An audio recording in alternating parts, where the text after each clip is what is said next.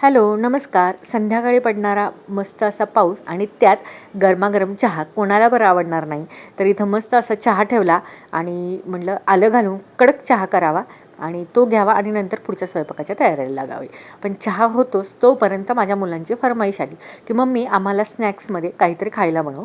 तर इथं बघा मी ह्या डीमार्टमधनं शेवया आणल्या होत्या. त्याचं उपीट बनवावं म्हटलं. त्यासाठी कांदा टोमॅटो मिरची सगळं कट करून घेतलं. थोड्याशा तेलामध्ये ते फ्राय केलं आणि मस्त असं हे शेवयाचं उपीट बनवलं. गरमागरम हे डिशमध्ये बघा मुलांसाठी मी खायला दिलं. हे दिसायलाही छान आणि खायला देखील टेस्टी झालं होतं बरं का. नंतर काय काल जे खोबरं किसून ठेवलं होतं ते एका कंटेनर डब्यामध्ये भरून ठेवलं म्हणजे नंतर मोदक करायला आपल्याला ते सोपं पडतं आणि पटकन कामही उरकली जातात. डीमार्टमध्ये जे सामान भरलं होतं ते म्हटलं लगेच आपण डब्यामध्ये सगळं भरून ठेवावं. जेव्हा ती तेव्हा कामं केली की जास्त लोडही होत नाही. मग काही छान असं स्वयंपाक बनवला आणि मस्त जेवणाचा आस्वाद घेतला. व्हिडिओ आवडला तर सबस्क्राईब करा. चलो बाय.